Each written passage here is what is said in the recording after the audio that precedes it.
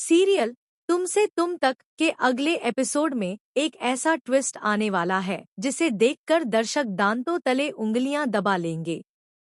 आर्यवर्धन की बहादुरी और न्यायप्रियता इस बार पूरी तरह से परख में आएगी।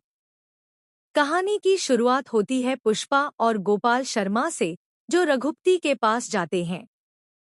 उनका इरादा सिर्फ इतना है कि रघुपति को उसके अपराध का भुगतान कराया जाए, दुकान जलाने के लिए हुई चोट और नुकसान का बदला। लेकिन जैसे ही पुष्पा अकेले ही रघुपति के गुंडों का सामना करती है, मामला और भी खतरनाक मोड़ ले लेता है। पुष्पा की हिम्मत और तेजी देखकर रघुपति खुद हैरान रह जाता है। वह सोचता है कि यह एक अकेली औरत कैसे उसके पूरे गिरोह पर भारी पड़ रही है। हर एक आदमी जो उसके साथ था, अब पुष्पा की ताकत के सामने थर्रा रहा है।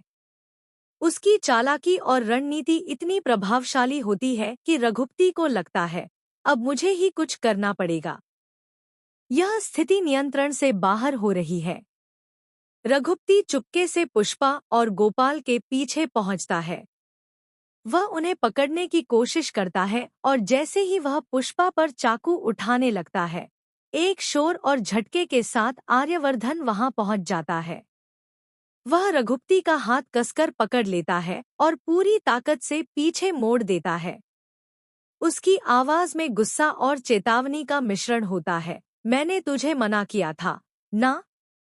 अनु और उसके परिवार से दूर रहने को कहा था, पर तुझे तो अपनी मन की करनी है। तेरी हिम्मत कैसे हुई पुष्पा और गोपाल को नुकसान पहुंचाने की? रघुपति दर्द से कराहता है और आखिरकार अपनी गलती छुपाने के लिए मीरा का नाम लेता है। वह कहता है, अगर मारना ही है तो मीरा मैडम को मार।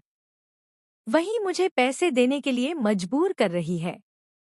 उसने ही मुझे कहा कि पुष्पा और गोपाल को खत्म कर दूं। इस झूठ और चालाकी में भी आर्यवर्धन झटके में है। वह भरोसा नहीं कर पाता कि मीरा ऐसी हरकत कर सकती है। उसका विश्वास इस कदर है कि वह तुरंत बोल उठता है, नहीं, मीरा ऐसा नहीं करेगी। तू झूठ बोल रहा है। मीरा ऐसा नहीं कर सकती। लेकिन रघुपति की साजिश चालू रहती है। वह तुरंत मीरा को फोन करता है और बोलता है, हेलो मीरा मैडम, आपका काम हो गया। मैंने मार दिया उस पुष्पा और गोपाल को। अब बाकी पैसा कब देंगे? दूसरी तरफ मीरा अपने घर में बैठी खुश होकर मुस्कुराती है। उसका दिमाग पूरी तरह से योजना